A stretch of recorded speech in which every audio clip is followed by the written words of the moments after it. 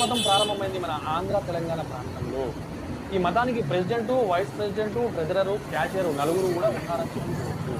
ఈ మతానికి లక్షలాది మంది భక్తులు కూడా ఉన్నారు. వీళ్ళ మత సిద్ధాంతం అన్ని మతాలు సమానం కావు. మతోన్మాదమే ముక్తి మార్గము. ఇతరులను దూషించడమే పూజలు, పునస్కారాలు. డబ్బులు దండుకున్నవాడే దయా హృదయం కలిగిన వాడు. మన మతం వాడు మన ధార్మిక గ్రంథాలు తగలపెట్టినా పర్వాలేదు, కానీ పక్క మతం వాడు ఆ మంటల్ని చల్లార్చే ప్రయత్నం చేసిన వాడు మహాపాపియే. అంబేద్కర్ గారు మనుస్మృతిని తగలబెట్టారు అంటున్నారు.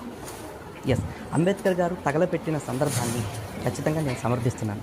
ఎందుకంటే ఆయన హిందుత్వాన్ని విడిచిపెట్టక ముందు హిందువుగా ఉన్నప్పుడు దాన్ని తగలపెట్టారు, కాబట్టి నేను దాన్ని సమర్థిస్తాను.